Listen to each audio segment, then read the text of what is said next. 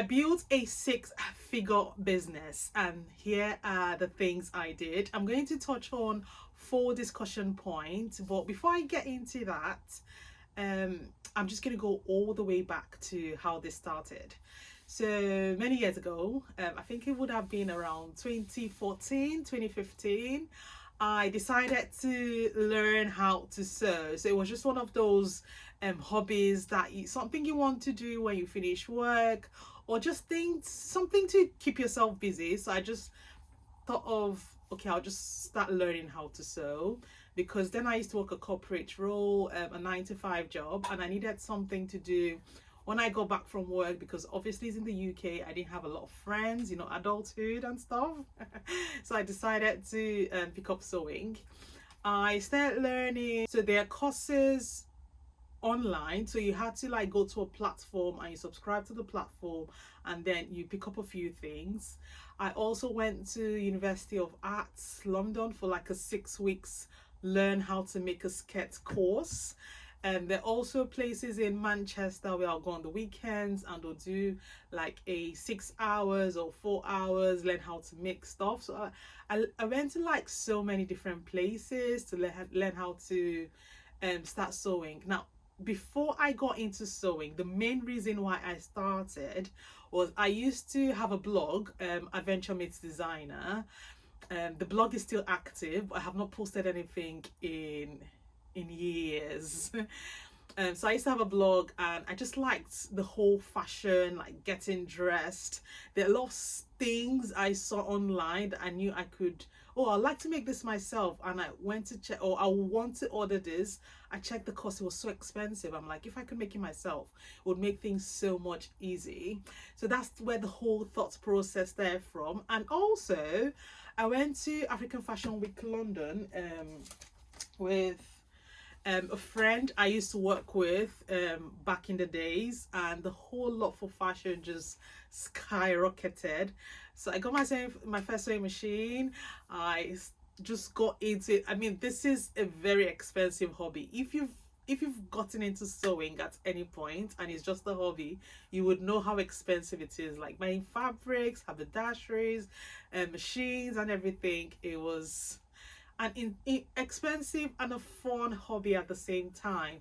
So I just got into it, learned how to sew, and started making things for people. And then I decided to open first touch point. Touch point I'm going to be talking about is manufacturing, inventory, shipping, as well as shipping supplies. Platforms I sell on, or selling platforms, and social media and marketing. So I'm going to start with the manufacturing first. So obviously when I started, like I said before, I made everything myself from start to finish. I designed all the styles. I found sourced the fabric, caught everything, and did all the process start to finish. So when I started, I used to get my fabrics either from a local fabric store around me, or for my Ankara fabrics, I used to get like just friends or family to go buy them in the market and then ship them to me. So that's how I first started. I had like so many fabrics. When I tell you so many fabrics, and it was such a hard like process having to design. Like I literally did not have anything figured out, because this was supposed to be a hobby. It wasn't supposed to be like a business that I was going to take serious at any point. So I was literally just winging the whole process. Then I would either learn how to do patterns from YouTube, or I would actually buy the patterns and then just tweak it, combine patterns together, like make a lot of changes. I mean, it was all a do it yourself, learn it yourself process. I found it quite interesting because I didn't realize I could actually pull it off. My first few designs, they were a hot mess. It was so horrible. The one I learned when I went to University of Arts in London, I mean, I still have that skirt till now, and I'm keeping it for keepsake. It's like my trophy skirts. Oh my god. Oh, it's so funny, man. So like making all those things. Then I mean, there was a customer I tried making a dress for. I'm not sure what she was expecting. I mean, I was just learning. It was not supposed to be serious. And then when she came, she was like, oh, she needs this dress, and the style looked, it looks like something I could do, but then again it looked complex. And by the time I finished, I mean, I did not just make nonsense, I ruined the fabric. Oh my god. I mean, the beginning times, there was so much experiments, there was so much learning I had to do. At the time, I don't think I was like good enough to even be making things for people, but I did because I had been sewing for a few months at the time. People were asking for me to make things, and I'm like, the only way I can actually see if I can make something for someone is to actually make it. Because if I'm making it for myself, I could wear it, adjust it, and redo it again. So it's different to if you're actually doing it for someone, because that's where the learning actually happens. It's just like doing theory and then practical. Like, you can read and read and read, but if you don't like practicalize what you've read, it's two different things. So that's how I found that. That's how why I decided to just do it, whether I was ready or not. So the first few outfits, they're awful, man, but oh, we got there in the end. So when I got on Etsy, this was either back end of 2015 was when I first opened my Etsy store. At the time, I used to make skirts because I think I'd perfected my skirts making at the time. And skirts were so easy to make. You get the waist, you get the length, and that's it. Everything else just flows in with, it just goes with the flow. So I used to make so many skirts then. I made like plain black skirts, plain white skirts, stretch fabrics. I mean, I was a skirt making guru. So I did put all of that on Etsy. It was just a few at the time, only skirts at the time. And I didn't get my first sale till like is it January or February or something of 2016. All this while I was working a corporate role and also trying to sew in the nights and weekends. So I just had this expensive hobby that was almost taking over my life because it was so fun, it was so good to do. So that's how my manufacturing started. And then I had my first child in 2018. I took lots and lots of months off. I mean, because this was a hobby at the time, I used to take time off. I used to just, it wasn't something I was taking very seriously. I have to say that now. It wasn't something I was taking very seriously. 2018, but I used to have like models that I would do photo shoots with and all of that. I was trying to be serious, but not too much. I was scared that if I got too serious, the business might blow up. I might not know how to manage it. Can you believe that? Is that even a thing? Well, thinking about it now, I'm like, why did I even think like that? I mean, who is scared of your business doing well? Who does that? But that was me at the time. I think because I was more focused on my corporate role and everything. So there was that fear. Like, it was a legit fear. Suppose my business did really well and I got so many orders and I could not manage it. What will I do? The thought process.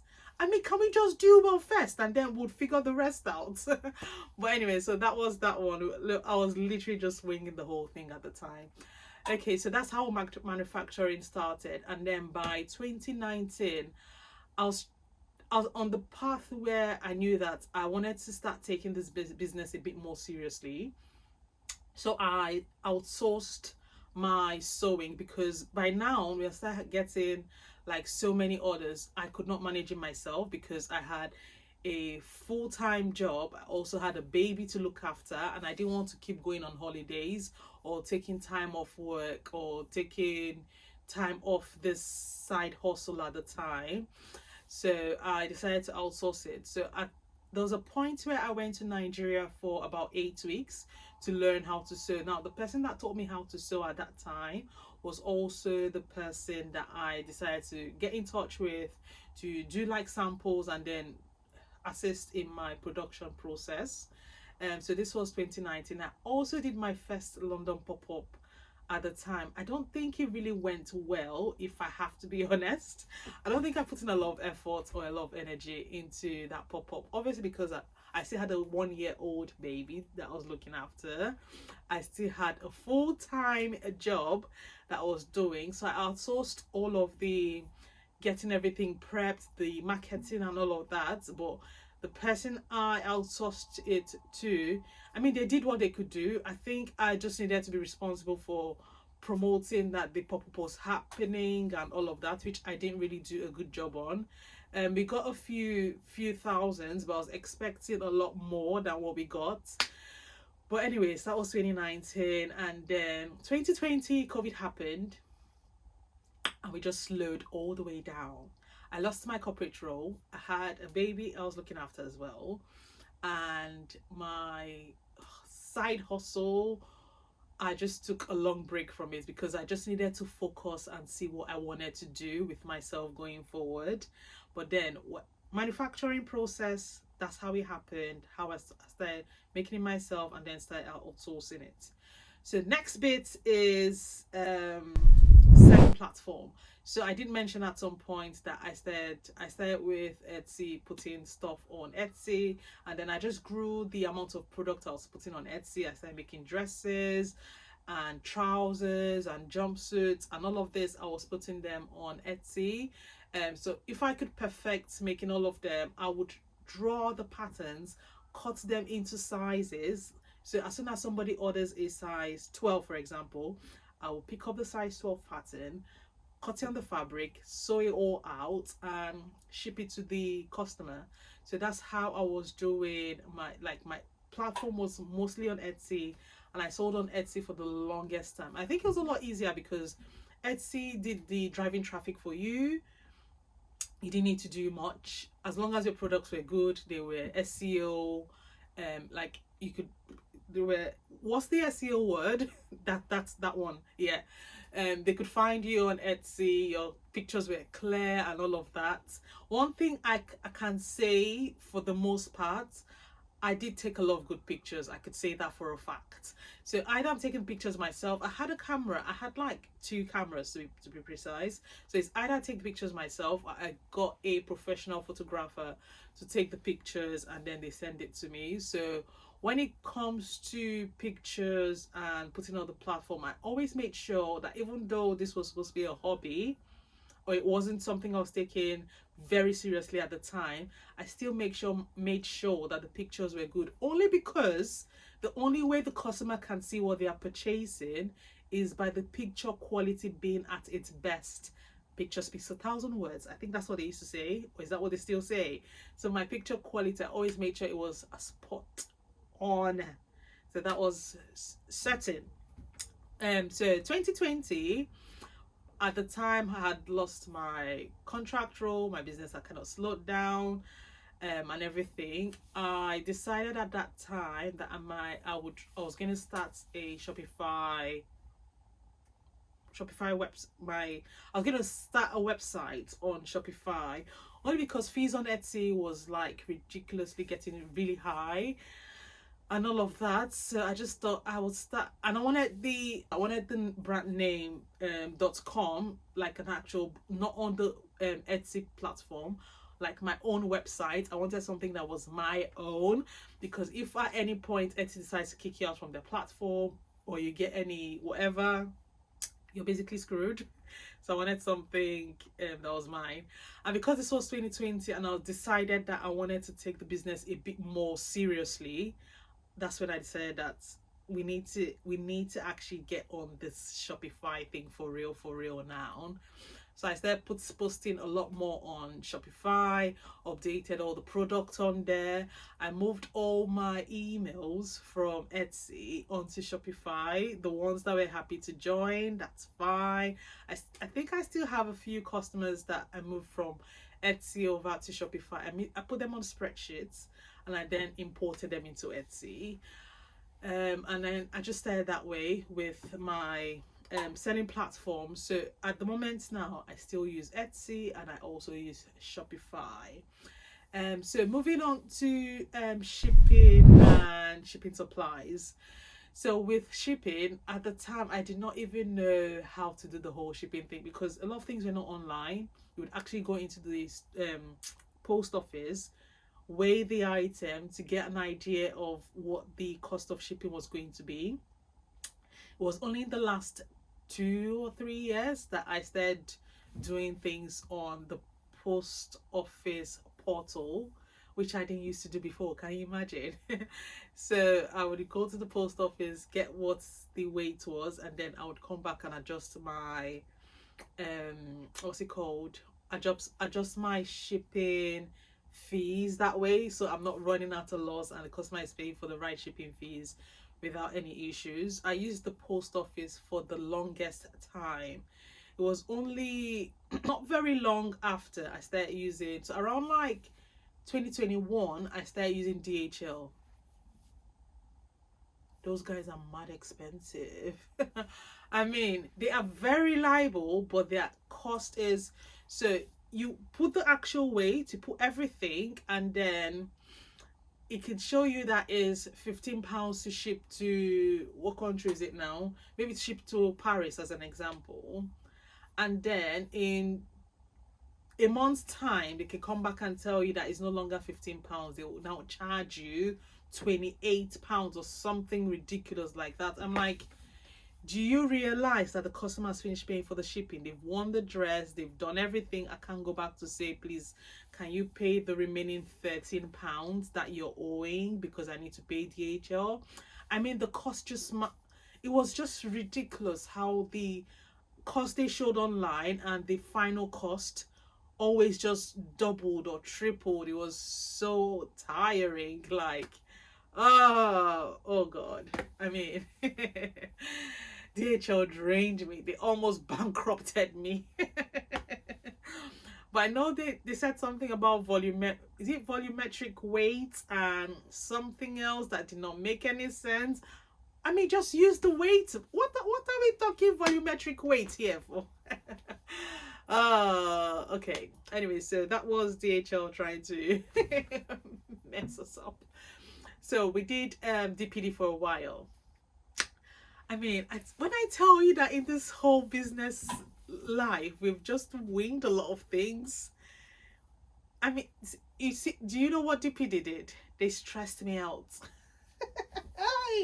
I've had experiences with these people. I mean, they say we live and learn. When I look back at it now, it's laughable. But at the time, when I tell you it was frustrating, I mean, it was frustrating to say the least. You book DPD. When they first started, they were really, really good. So you book them to do a collection at a specific time. No one shows up. And I'm ringing, I'm like, where's the driver? They're like, and nobody actually comes for like days can go past. And the reason why I started looking into posting with DPD was because they're a lot cheaper than DHL. So a lot of things I would usually like just send it with DPD rather than using DHL. If it's like going to the US, I strictly would just use DHL because it was a lot cheaper. But everywhere else I would just use DPD. And guys, they were not even showing up. Oh, those guys were not showing up for nothing. And later on they did say because they outsourced their what's it called, because they outsourced something, they had started having issues with their driver. I'm like, that's really none of my business. I've got a business to run, you've got a business to run. I don't want your negligence or your whatever you're doing amongst yourself to interrupt my flow. So I left DPD. I was speaking to a friend. See, I mean, the reason, like, when you're running a business, you have to have reasonable friends and people in your corner. Someone that you just ring up, people that have got experience, people that have got sense sitting in their brains. Like, I mean, you need those people in your corner because there is someone I used to speak to very like so often. We just think about stuff, rub minds and stuff. She's moved to a different country now, so we don't interact a lot anymore. But I mean, she was dropping gems, she was dropping nuggets. Like, it was so good. It's always quite nice to catch up and interact with her and all of those things. So she did say I could try using UPS and see, because she uses UPS and they're quite good. She uses DHL. She didn't have any issues with DHL, which was surprising for me, because I just thought maybe it was just me. I think she tried DPD as well. So I think it depends on the area. Some of these couriers work better in some areas and they do not work better in some areas. So everything I'm saying here, it was just my experience. It might be different for somebody else. I currently use UPS, and so far, even though they've lost a few of my packages, they have actually been reasonably reasonable to an extent. I think they've been the best I've worked with so far. I'm not expecting perfection from any courier company, because they're dealing with a lot of people, they're dealing with a lot of customers and addresses and parcels and everything. So I do understand that sometimes things get lost in the post, or things get lost at some points and all of that. So if I'm shipping a parcel over a certain amount, I tend to add the insurance on, because I do not have throat to shout. Because there was one I shipped with UPS. At the time, I didn't realize the whole adding the insurance cost. The item was well over £500. 8 pieces of items, and they lost it. How do you lose a bag this big? How do you lose? Like, they dropped it in a different address and they took a picture to say it's been delivered, and the customer comes back to say that's not my address. So now I have to pay, I have to refund the customer back for an item they did not return or did not receive. They were not able to recall the item back as well. So it was just a whole. And then they came back to say they could only refund me £60. I said, are you joking right now? They said because I didn't select the insurance bits. Like, did someone not mention to me at some point that I needed to select the insurance bits? Like, I never actually saw that tick. It's just a tick, and then it changes the shipping cost. What? And you want to give me £60 back? I was not having it. I mean, I sent emails upon emails upon emails. I think at the end, they finally ended up giving me about like 300 and something pounds. So I still had to lose about 200 or 300 and something pounds. But I mean, it was better than £60. So now if I'm shipping more than the default amount, I would usually just put the insurance bit and let's just carry on. So yeah, that's been my experiences with shipping. We have literally just, I mean, the thing with running a business is the more you do things, the more you kind of figure things out along the way. I don't think anybody comes out knowing everything straight off the back. I know there are a lot of gurus these days that say this is what you need to do and all, and which is nice. It's good. It's good to like listen to all of these things and people, because you can pick up one or two things from what they're saying, but there's some things you still have to experience yourself to get information and knowledge on how things is going to work or how things could work and all of that. So that's it with shipping and that's with shipping. Now, shipping supplies, I used to order them from eBay. I still do order them from eBay. I also order on Amazon, but then only recently, I think it was last year, I found a place that is quite local to me where you can buy like the clear bags, and they do brown bags. They don't do the white bags, but I prefer the white bags because it just looks nicer and neater compared to the brown bags. Or I use UPS shipping bags. It's free. When you've got an account with them or you're shipping them, their bags is usually free. When I was with DHL as well, their bags was free. And then all this paper to print the customer order on, that's usually free as well on UPS. So I said, when you do these things, you just pick up things along the way. So I get that free from UPS. I get the bag free from UPS, and I still order this on Amazon or eBay. And the clear bag I also order either from my local supply. I've still got tons and tons of this.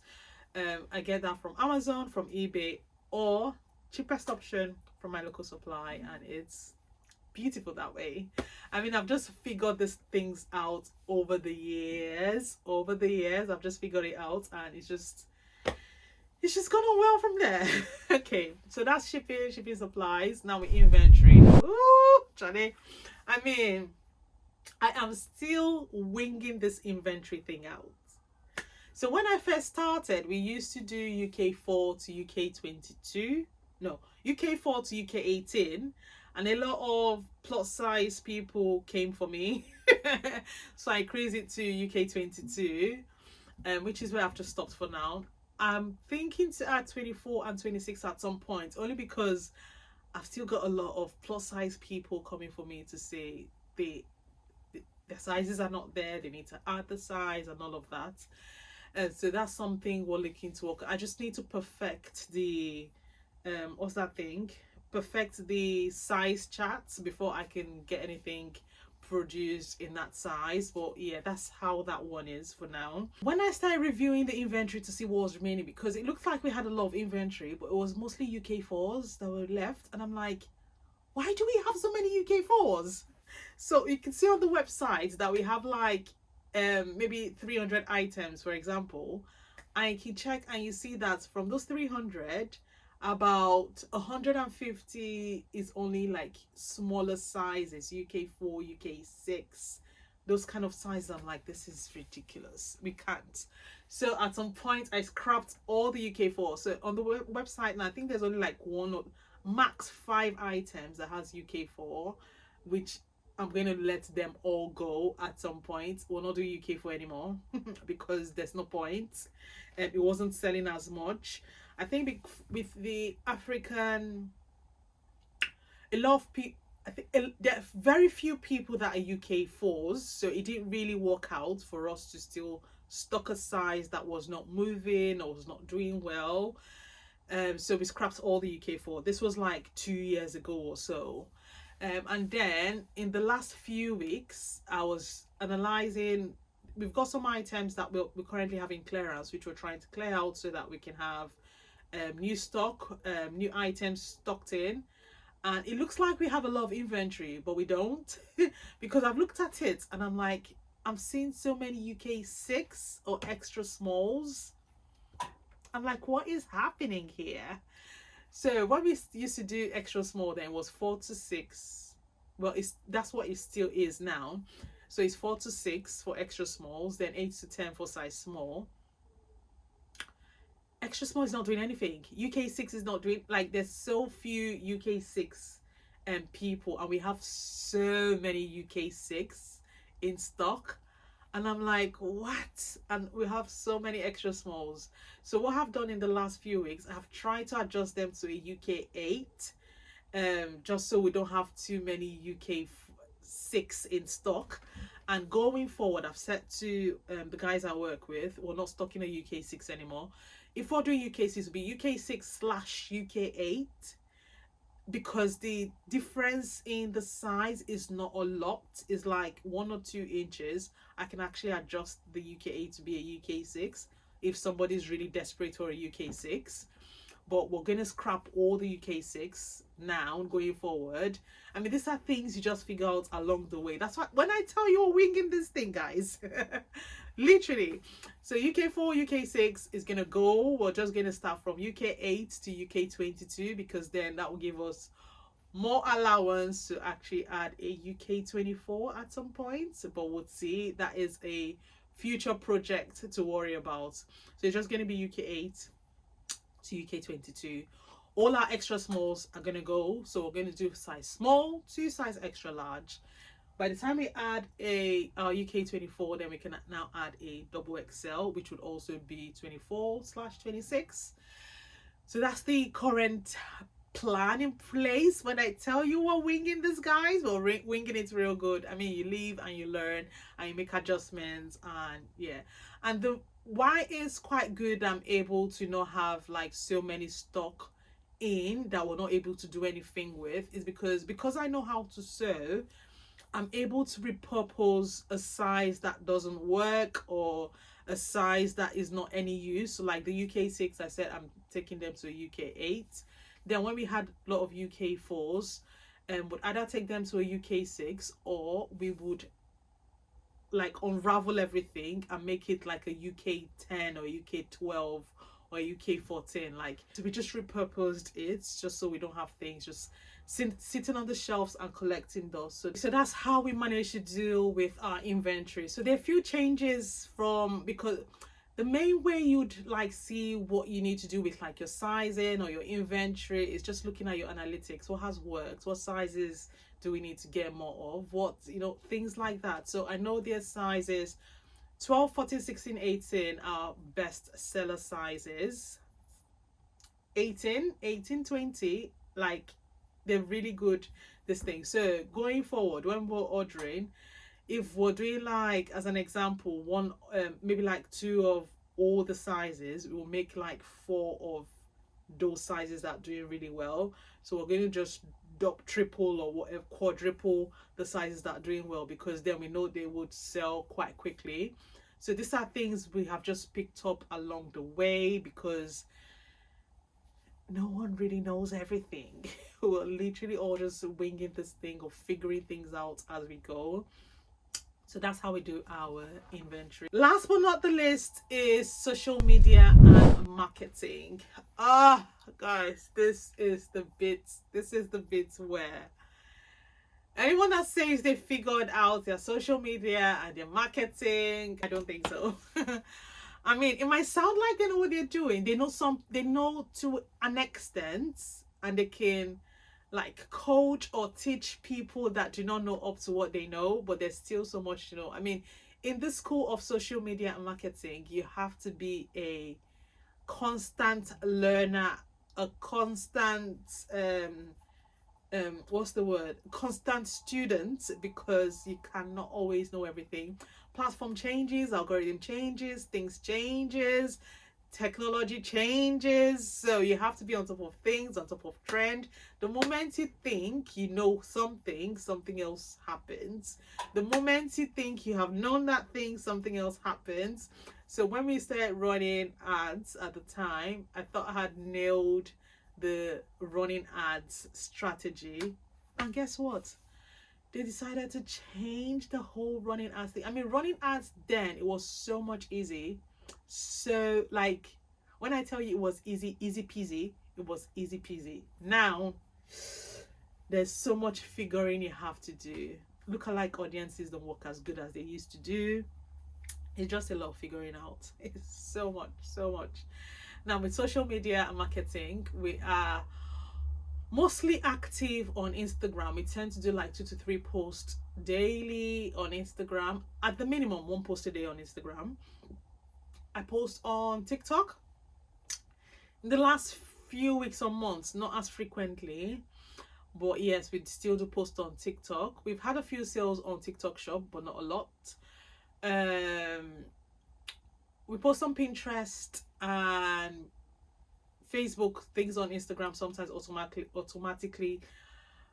goes to Facebook. If not, we still go on Facebook directly and post on Facebook. So those are the 4 platforms we're quite active on, and we try to post at least every so frequently. We do not do Twitter like that.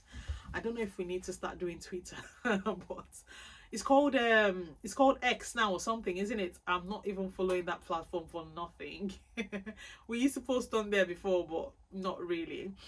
So yeah, those are the 4 platforms we currently post on. We just do normal posts. I create content with my models, or I shoot the content myself. So I would usually take the pictures myself, or get my models to take it, and I would usually be the one shooting the content, edit it and post it. I've got people that manage our social media platforms, so that's what we do with social media. I mean, we're still learning this whole social media thing, and there's a lot of hooks, and there's a lot of trends, and there's a lot of it's a whole learning game. It's a whole learning game, and we're up for all the learning that comes with it. Running ads, we run our ads in-house. We've outsourced our ads a few times. They do cost a few thousands every month for somebody to run your ads. This does not include the amount you're paying Meta, by the way. But we decided to put it in-house and just run our ads ourselves, only because we understand our products a lot better than anybody would. So we run our ads ourselves, and then currently we started like a training, a coaching program. So there is some platform we'll sign up to where we would have like trainings and coaching, and with like they're coaching us, we're not coaching anybody yet. So that kind of thing is what we currently have in place. I mean, it's just a whole learning journey, but what we aim to do every month is make sure we're hitting our five figure target, 5 figures, yes, every month as a standard. And then obviously that is 6 figures at the end of the year. But so far, from when the business started till where we are now, we've crossed over 7 figures, and this is all just me winging things and trying to figure things out along the way and learning as much as I can, because running a business, 2 things you need to do, actually 3 things you need to be focused on. You have to be consistent. Your passion for that business is what would really drive and push you even when things are not going as it needs to go. Just the passion needs to hold, like, needs to keep you going. The next thing, passion and consistency, they need to work hand in hand. The most important thing is you have to trust that there is someone greater than yourself that can help, like give you direction, give you wisdom, because the Bible says, if any man needs wisdom, let him ask of me. He can give you wisdom. It can just cause people to favor you for no reason. I mean, if I tell you the people that God has placed in my path very strategically to help me along the way, it is mind-blowing. Sometimes I look back at it, I'm like, it's not coincidental, it's not luck, it's just been the grace and the favor of God that's just carried me all through this journey. And I'm so thankful. I'm so thankful. And the third thing you need to be able to do is be a student of learning. Like, you have to know how to learn and unlearn and keep learning, and just keep growing yourself and invest in yourself. Discipline, invest and discipline and learn. Anyways, that's it from me, guys. Hopefully you've enjoyed the content of this video. If you have, remember to like, thumbs up, subscribe if you're already subscribed, and turn on the bell notifications so when I post any upcoming videos. If you'd like to see behind the scenes of what we get up to, I do a lot of day in my life, packing orders, haul videos. I haven't done a haul in a bit, but it's something I plan to do the next coming weeks, days, because we had a new drop last month, and we're having a new drop next week. So I'm going to be doing a lot of haul videos. I'll just batch create all of them and then just post it in between. So yeah, do well to follow us and subscribe to the channel, share, like. If you've got any questions about business, run a business, leave that in the comment section, and I will do well to check it out and respond to you. See you in the next video. Take care. Bye.